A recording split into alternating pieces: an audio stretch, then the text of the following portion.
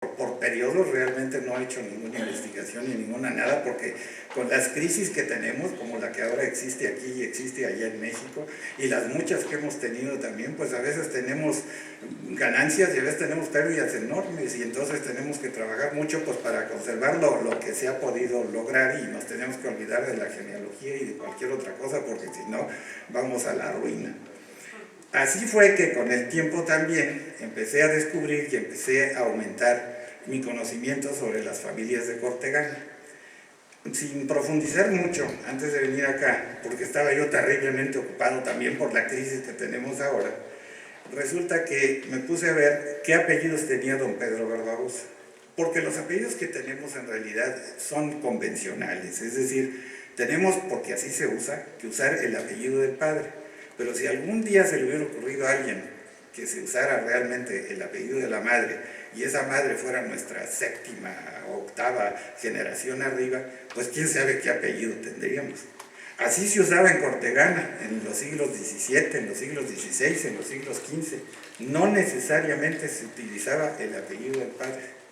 Por ejemplo, los señores terreros, de los cuales te sentemos Juan Manuel y yo, que está aquí Juan Manuel, y muchos otros, pero muchos otros seguramente de los que están aquí, en realidad descienden de Juan Ruiz Pérez y de Elvira Gómez. Elvira Gómez era tataranieta de Pedro Terreros, el descubridor que vino con Colón a América en 1492 y que murió en 1504 de una lanzada que le dieron en una reyerta que hubo entre unos partidarios de Colón, él era partidario de Colón, y otros enemigos de Colón en la isla de Jamaica, y ahí murió. Entonces, ¿cuál sería el apellido de los Terreros si nosotros hubiéramos realmente seguido la costumbre de hoy? Pues en el mejor de los casos, Romero Vázquez. El apellido a nosotros tampoco sería Barbarossa. Nosotros tenemos por Leonor Vázquez Barba, una antepasada de principios del siglo XVI, el apellido Barba. O sea, entra después de Vázquez y entra por Barba. O sea, es una cosa que no se explica si no estudia uno estas genealogías, que son genealogías también de ustedes, porque la mayor parte de la gente de aquí yo lo veo. Yo volteo la calle y veo la óptica Benítez, y volteo la cara y veo al señor Luis Castilla Sánchez, que tiene un local de no sé qué, enfrente del Hotel Sancho Cuarto. Todos esos apellidos, de hecho, los tengo yo y los tienen ustedes. Les voy a leer una lista que es rápida, porque si no, nunca podríamos acabar, y verán ustedes los apellidos que yo tengo de aquí de Cortegana. Jiménez, Boza, Márquez, ya no veo bien, pero bueno, Barba, Cano, Soriano, Ochoa, Parreño, Castilla, Mejía, Martín, Gómez de Guzmán o Pérez de Guzmán, Terreros, Romero, Benito o Benítez, Ruiz, Pérez, Alonso, de la Plaza, González, Cabeza, Sánchez, Cortés, Amigo, Fernández, Camacho, Barranco, Figueroa y Forero. Ese es un ejemplo. Yo podría llamarme de cualquiera de esos nombres, y ustedes también se pueden llamar de cualquiera de esos nombres, porque aquí verán, por ejemplo, en esta relación de la familia Barbarossa con el linaje Terreros, lo que les acabo de decir. Aquí está Juan Ruiz Pérez, aquí está Elvira Gómez de Terreros, Catalina Gómez de Ochoa, Diego de Terreros, y así se ve cómo llegan por este lado a Pedro Barbarossa y cómo llegan por este lado a Pedro Romero de Terreros, conde de Regla. Esta figura que ustedes ven, pues es una portada de un pequeño librito que hizo don Manuel Romero de Terreros sobre Pedro Terreros, el descubridor, que les comenté hace un rato. Y aquí les voy a dar otra vez otro enfoque, el que no se usa normalmente. Pedro Terreros fue un individuo muy destacado, fue el primer español, digamos que eso es lo que lo hace destacado, que fue el primer español que puso pie en el continente americano, en la tierra de Venezuela, porque Colón iba enfermo y no pudo bajar porque tenía una especie de conjuntivitis. Eso es lo que dice la historia. Pero a ver, veremos los Terreros. Empieza Pedro Terreros y después viene, siglos después, un personaje extraordinario que es Pedro Romero de Terreros, al que el rey, sin que éste fuera noble, lo hace conde de Regla por sus méritos, por sus caridades, por su labor social, por su labor en todos los aspectos, humana y lo que ustedes quieran. Fue una gran persona. Este señor, pues es un personaje relevante del linaje de Terreros. Pero luego tienen ustedes otro personaje relevante, el que les acabo de mencionar, el Marqués de San Francisco, el señor Manuel Romero de Terreros, que fue en México un historiador magnífico de la época virreinal, magnífico. Y así hay muchas, pero muchas familias que, fundadas por genearcas españoles que llegaron de diferentes partes de España, fueron esos señores notables, y después, generaciones después, hubo siempre gente que lo sigue emulando, lo que decían de Cortegana, que sigue siempre para adelante. Los linajes de los españoles, si no todos, algunos sí, con mucho orgullo puede decirse que siguen para adelante, y no solo en México, sino también en España. Es el caso, por ejemplo, de las familias, por ejemplo, Sada. Los Sada son de Monterrey, de Monterrey, en México. Es una familia destacadísima desde el punto de vista industrial, pero destacadísima. Hay un señor de estos que es, bueno, tiene industrias ya no solo en México, sino en casi todas partes del mundo. La familia Zambrano, por ejemplo, otra familia del norte de España, fundada por un señor como Pedro Barbarossa, etcétera, funcionarios virreinales, y hoy ese señor tiene fábricas de cemento hasta en la India, en el África, etcétera. De aquí lo importante no es la riqueza, no es la cosa material, sino el empuje de esta gente, generaciones después de las fundaciones de su familia. Están los señores Yaguno, por ejemplo, que proceden de la villa de Santa Cruz de Arcentales, en Vizcaya, que son en México, pues de las 4 familias más importantes fundadoras de ganaderías de toros bravos, son de Zacatecas. Están, por ejemplo, los señores Escudero, de la familia de mi hijo, que fueron gente proveniente de un pueblito que se llama La Nestosa, en la frontera entre Vizcaya y Santander, de la provincia de Santander o Cantabria, que van a Mérida.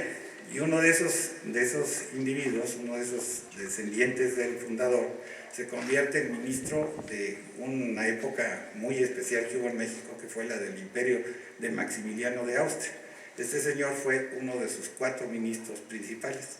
Y aunque ese imperio duró muy poco, no tanto por el imperio mismo, sino porque los americanos realmente se empeñaron en que no continuara porque no les convenía, pues ese señor, que se llamaba don Pedro Escudero y Echanove, pues todavía, digamos, hay memoria en México de él, y sobre todo del emperador Maximiliano, que a pesar de haber estado casi 4 años en el poder, todavía se les recuerda, algunos por muy mal, por la cuestión política, y algunos por muy bien, pues por otro tipo de razones. Así hubo otras muchas familias. Está la familia de estos señores Almada, que les contaba yo, que provinieron de Valencia, fundaron en una familia muy preponderante en el estado de Sonora, y fueron grandes mineros, y sigue siendo una familia de primer orden. Están otras familias, como los Terreros, ya dijimos, y déjenme ver aquí si me acuerdo, los Cano Barba, Mozo, que fueron a Colombia, porque de aquí no solo fueron a la Nueva España, de aquí fueron al Virreinato del Perú, al Virreinato de la Nueva Granada en Colombia. Esa gente llegó a Colombia y fueron colaboradores de los gobernadores, fueron gobernadores de provincias, etcétera, tuvieron cargos importantes, y todavía su descendencia existe en Colombia. Y así como esas familias, pues hay muchas otras. Déjenme ver a ver qué otros apellidos tengo. Terrero, Sada, Escudero, Almada, Obregón, por ejemplo. Obregón, aquí hay de todas las tendencias, ¿eh? Hay conservadores, hay imperialistas, hay liberales, hay clericales, hay anticlericales, hay de todo. Uno de los anticlericales, cuyo ascendiente provenía de los reinos de Castilla, así dice la partida de llegada a Sonora, en el norte de México, fue el presidente Álvaro Obregón, que fue tremendo en el sentido de que era un anticlerical bárbaro, tanto así que fue asesinado por un dicen, fanático católico, y pues fue un presidente dentro de sus ideas y dentro de sus cosas extraordinario, con el cual podemos estar de acuerdo o no, ¿verdad? Pero eso es independiente realmente de una manera o de otra se ve la relevancia y el empuje de la casta de esta gente, ¿no? Así como eso, pues hay muchísimos ejemplos. Continuando, podríamos ver aquí, esto que están ustedes viendo en la pantalla, son relaciones, por ejemplo, ¿qué dice? Aquí dice Martín.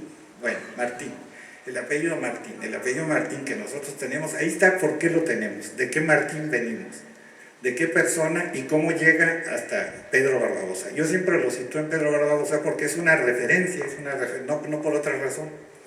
Pero así como esa referencia hay, y así como ese señor existió y vino y hizo y fue y dio vueltas y etcétera, existe dentro de su linaje, o sea, en este caso dentro de mi linaje paterno, otros ascendientes relativamente notables. Digamos, en este castillo debió de haber estado muchas veces su abuelo, Alonso Boza Parreño.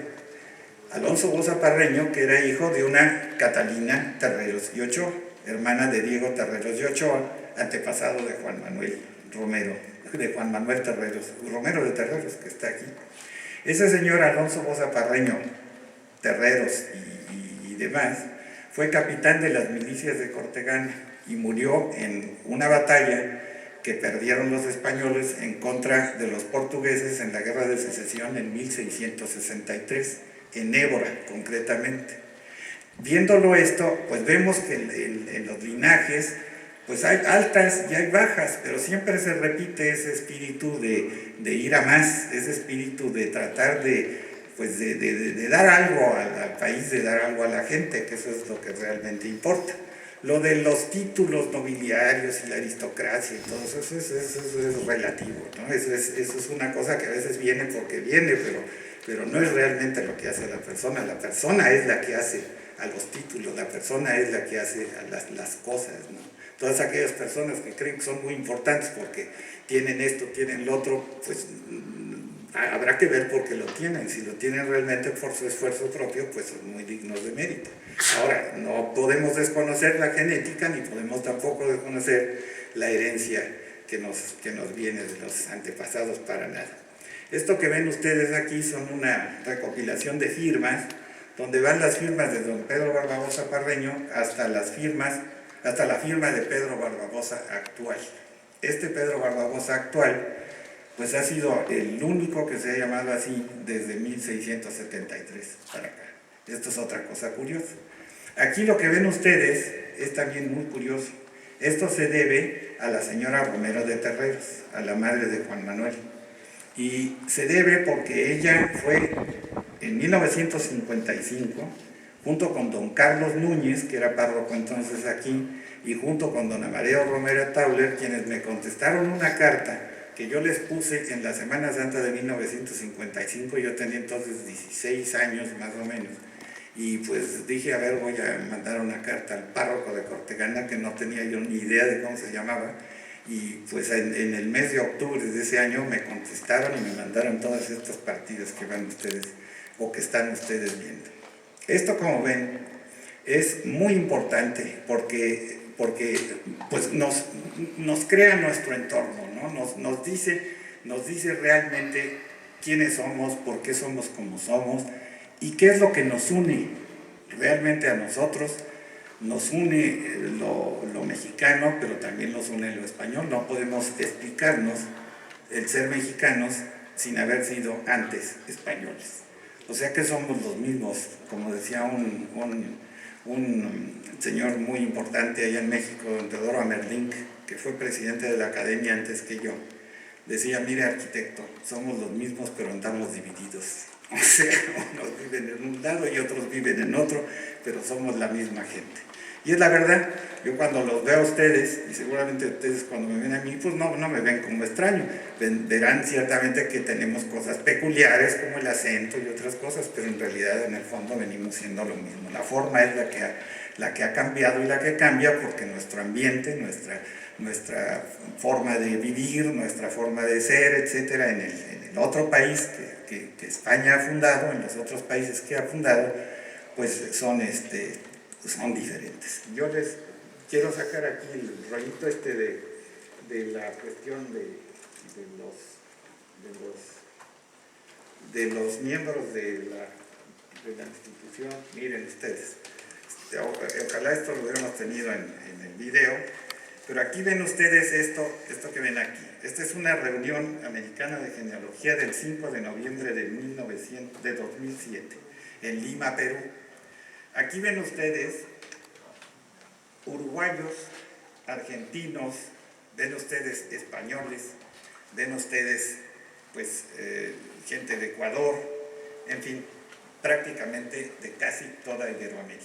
Y nos ven a nosotros andamos por aquí. Aquí está mi mujer, que no pudo venir porque se enfermó, lo cual realmente le pudo mucho, pero en fin, mi mujer y yo, otro mexicano Iturbe, otro mexicano por acá López Portillo y varios mexicanos más, no serán más de 4 o 5, y el resto son iberoamericanos y españoles, entre otros uno muy interesante que tiene que ver con la tierra de Extremadura, don Jaime de Salazar y Hacha, que es actualmente el presidente de la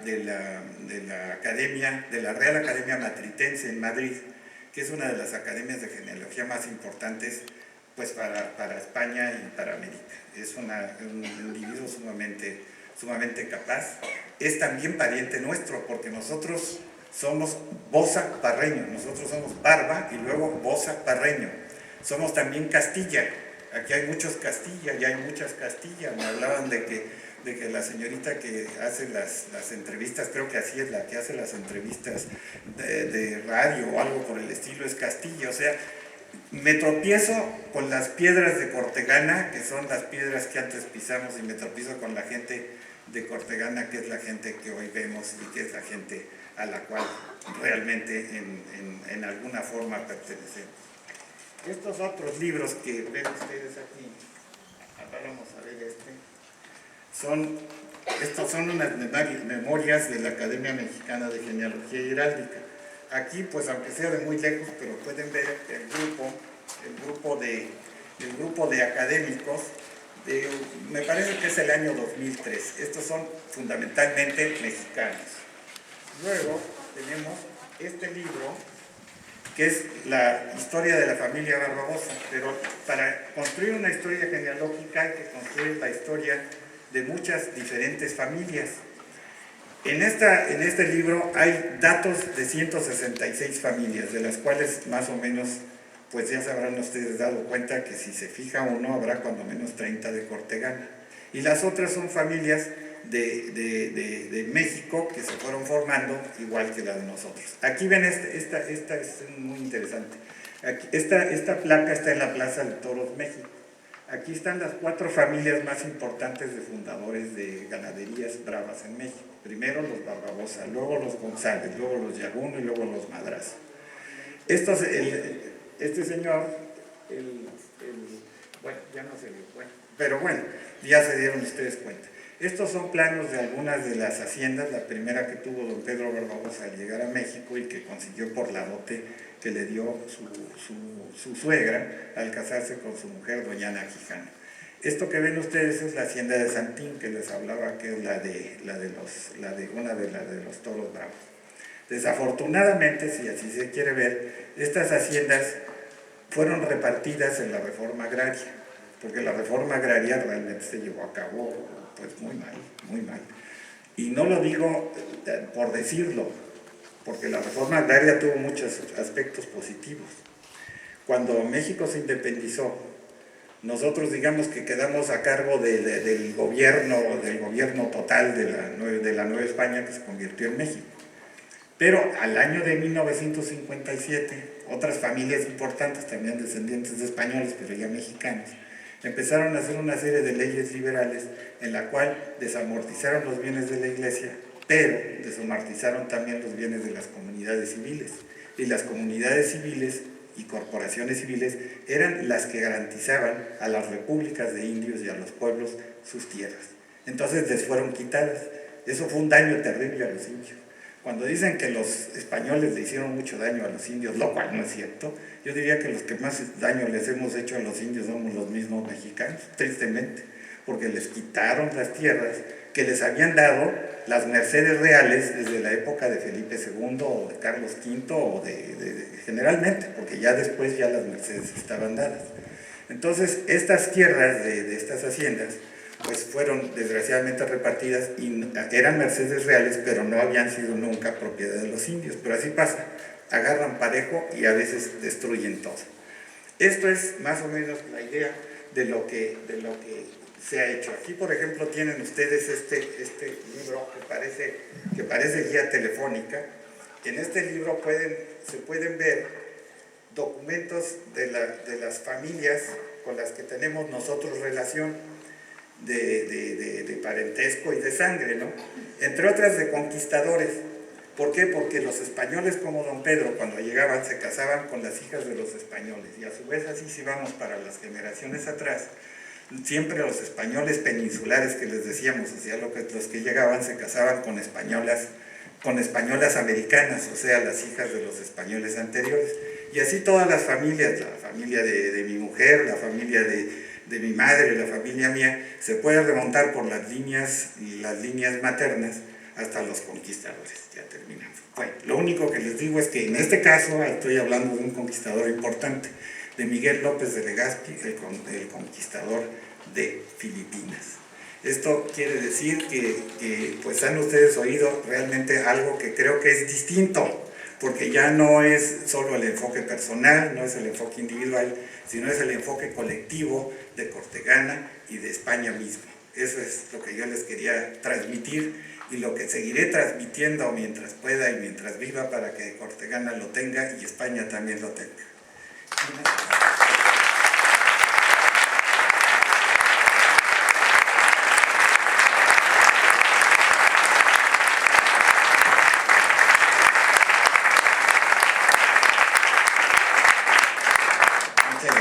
Muchas gracias.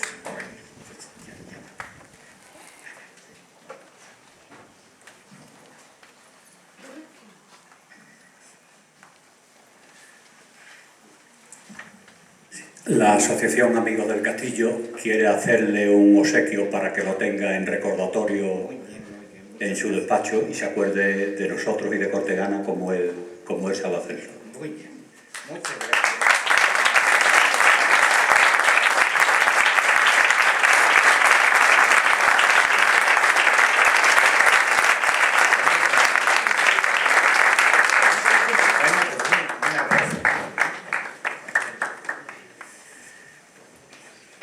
Bueno, pues muy agradecidos, ¿eh? Y realmente pues ha sido para mí de veras una experiencia, como dicen aquí, entrañable. Eso es lo que les puedo decir. La historia del castillo de Cortegana, sí, se los agradezco muchísimo, como todo lo que he tenido de Cortegana. Entre otras, una guía de José María Sánchez Sánchez y otras muchas cosas que verdaderamente son notables y que deben ustedes estar orgullosos de él. Por último, darle las gracias a don Sebastián Martín y recordar a todas aquellas personas, desde don Amadeo, doña María Jesús, etcétera, que ayudaron a que esto fuera posible.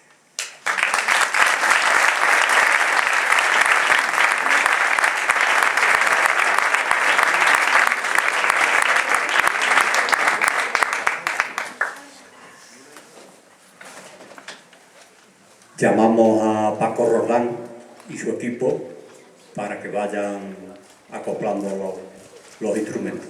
Gracias.